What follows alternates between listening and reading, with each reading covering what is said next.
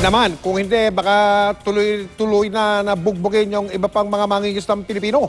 Samantala sa gitna ng mga puna sa posibleng tinatawag na conflict of interest, tiniyak ni Las Piñas Congressman Mark Villar na hindi makikinabang ang kanyang pamilya kapag naupo na siya bilang kalihim ng Department of Public Works and Highways. Nakatutok si Ivan Mayrina.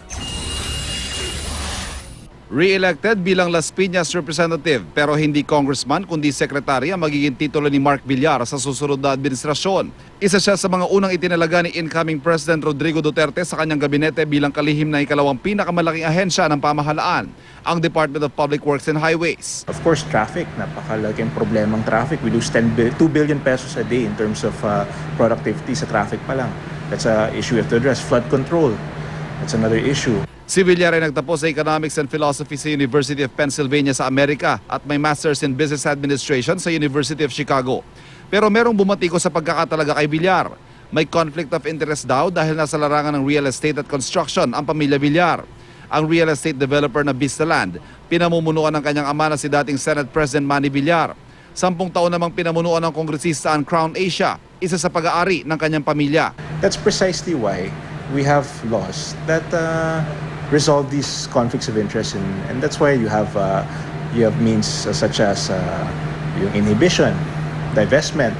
I will not allow something like conflict of interest to occur in the DPWH, and that I can categorically say there will be no Villar business or company that will benefit from my position as the DPWH secretary. Para iwas conflict of interest, utos ng incoming president kay Villar, Mark naman, Villar, I said, draw me a map showing where your developments are sa real estate and avoid making a road or alley there.